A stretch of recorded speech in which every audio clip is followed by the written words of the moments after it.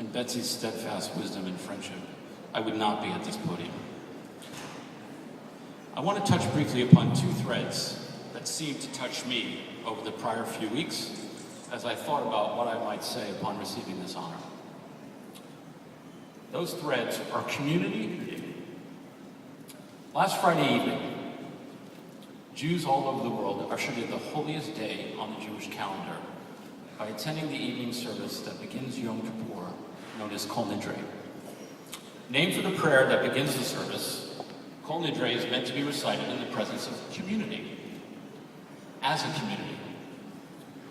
This happens to be the only consistent vestigial activity of my conservative Jewish upbringing that I consistently partake in. As I sat, listened, and chanted, I realized that at an early age, my grandmother, who left her family in Eastern Europe to come to America as a young woman, instilled in me the importance of embracing community and being part of something that can make a difference. It's no mystery that I chose to spend my career thus far at an institution that has embraced community since its humble beginnings as the Infirmary for Indigent Women and Children. I recently had the opportunity to visit the 9/11 Memorial a few days after it opened. Everyone in this room, one way or another, was affected by the events of September 11, 2001. And for all of us who were lucky enough to live our lives over the last 10 years without constantly being reminded of that horrible morning and its aftermath, we were no doubtedly reminded of the events as the media accelerated its coverage as the 10th anniversary approached. At the memorial, after recovering from the initial tsunami of sadness that overwhelmed me when I realized I was actually standing in the old courtyard between the Twin Towers, where the Twin Towers used to stand, a place of solitude I would escape to on hectic days in my early days at downtown hospital, I suddenly became happy. Happy that a community that was so torn apart had reemerged stronger and more vibrant. So vibrant that the people from all over the world were coming to be a part of it. We know that along with many others, Downtown Hospital and all its employees played a heroic role in serving our community as part of the community in extraordinary ways for weeks and months after that immediate devastation.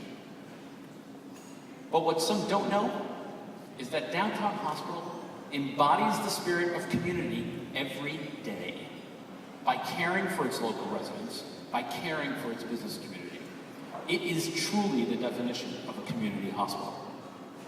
Downtown Hospital will forever remain vital to Lower Manhattan, and I am honored to be part of that community.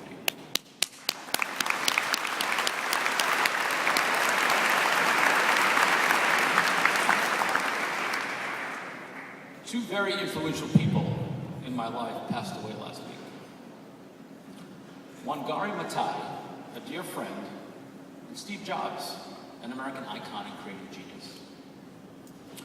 Wangari Maathai was a Kenyan environmental and political activist who in 2004 became the first African woman to receive the Nobel Peace Prize for her contribution to sustainable development, democracy, and peace. Amongst her many accomplishments, in 1977, she founded the Greenbelt Movement. The Greenbelt Movement organizes women in rural Kenya to plant trees, combat deforestation, restoring their main source of fuel for cooking, generate income, and stop soil erosion. Since starting the movement in 1977, over 40 million trees have been planted and over 30,000 women have been trained in forestry, food processing, and other trades that help them earn income while preserving their land and resources. To her friends, she was simply Wangari. When I first met her in 1999 at the headquarters of the Greenbelt Movement, I was awestruck by something she elegantly told representatives of my not-for-profit organization, Bridges to Community. And I quote, "For me, one of the major reasons I moved beyond just planting trees was that I have a tendency to look at the causes of problems. We often preoccupy ourselves with the symptoms, whereas if we went to the root cause of the problems, we would be able to overcome the problems once and for all. I will never stop embracing that lesson. I have used that adage to be the best clinician and clinical administrator that I could be. Whether applying this to reducing hospital-wide medical errors, applying it to an individual patient, or applying it to solutions that help me with the hospital, help the hospital financially in the early 2000s, her words resonate with me on a daily basis. Everyone knows Steve Jobs, the American inventor, entrepreneur, co-founder, chairman, and chief executive of Apple. But not everybody knows that the first personal computer purchased for everyday use at Downtown Hospital was a Macintosh. And for those of you who know me, a Mac has resided on my desk ever since that first one. Back in 1995, when I was chief medicine resident, Bruce Logan said to me, after having been a victim of a poor administrative decision I had made earlier in the day, if you live your life by a core set of principles, you may be wrong at times, but you will know that you did the best you could. As the young man that I was, I realized I didn't have any core principles. Values, yes. Principles, not so much. Shortly after that day, I remember hearing Steve Jobs speaking during a televised interview. In summary, he said, follow your gut. Never fear failure. Embrace competition. Don't settle as your present, for better or worse. Member of the medical staff, the nursing staff, the ancillary staff, the administrative staff, whether a patient, whether a resident physician, an attending physician, a medical student, you have all contributed to the physician that I've become.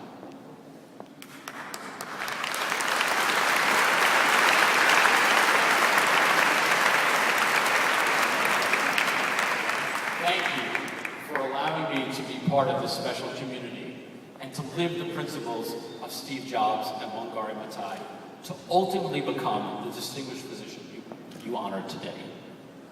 I want to close by also thanking my devoted family and loving friends, particularly my parents, and I'm lucky enough to still have 4. My sister and my best friends.